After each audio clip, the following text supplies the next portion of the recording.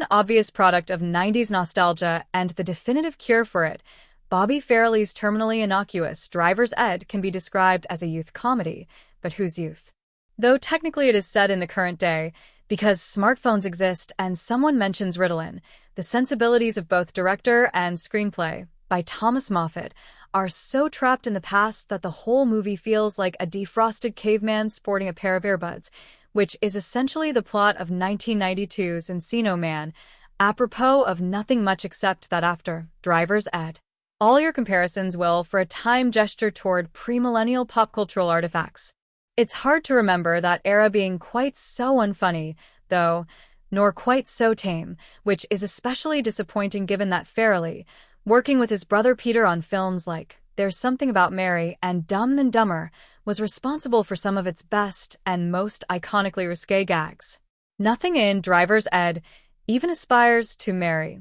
semen hair gel moment, and the closest we get to the Frank or Beans sequence is some frat dude at a party who randomly punches guys in the groin, causing them unhilariously to double over in pain. The rest of Driver's Ed, aside from some effortful F-bombing and the occasional reference to boners, is just as wholesome as apple pie used to be before American Pie, 1999, defiled that simile forever. Speaking of wholesome, here comes Jeremy, Sam Nivola, the film's clean-cut, starry-eyed, cully-headed lead, an 18-year-old high school senior determined to make a success of a long-distance relationship with his recently graduated girlfriend Samantha. Movie-mad Jeremy, whose conversation is peppered with name checks of only the most canonically revered of Hollywood films, is so convinced he and Sam will stay together until he can graduate and join her at college, that when she drunk dials him and expresses some doubt, he goes into a tailspin. The next day, during Driver's Ed class,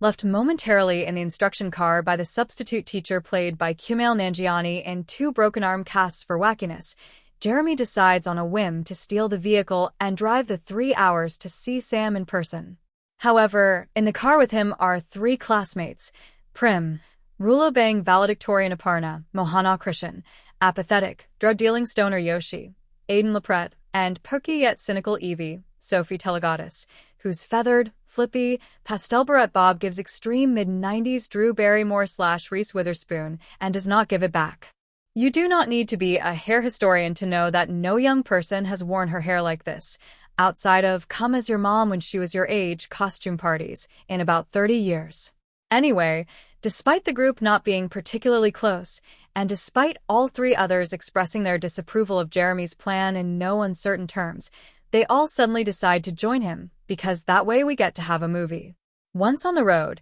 they have a bunch of bizarre yet oddly flat encounters, with a three-legged cat, a robber, a cop, a refrigerated truck full of vintage furs, and a hot lesbian with an open-top car, and a large St. Bernard, before arriving at Sam's college having learned some inevitable lessons about life, love, and friendship. Meanwhile, the usually reliable Molly Shannon delivers an inexplicably manic performance of exasperated adult ineptitude as the school principal trying, with a lot of faffing about but very little urgency, to track the kids down. To be strictly fair, Driver's Ed doesn't only reference the 1990s high school comedy. It also has an only too obvious yen for the 1980s, and specifically for The Breakfast Club, which is cribbed from here in a brief makeover scene, and the cloyingly extended finale, when the kids all marvel at just how much they've bonded. But while John Hughes' soon-to-be Criterion-approved classic has its implausibilities, it never attempts any set-piece as frankly ludicrous as the one in Driver's Ed, where three 2025 teenagers stand dumbly to one side while a fourth attempts to hide their beloved iPhones on a tiny ledge on a bridge over a river, with utterly predictable results. Not that this is the fault of an appealing young cast gamely doing their best to inject energy and personality into a nerd,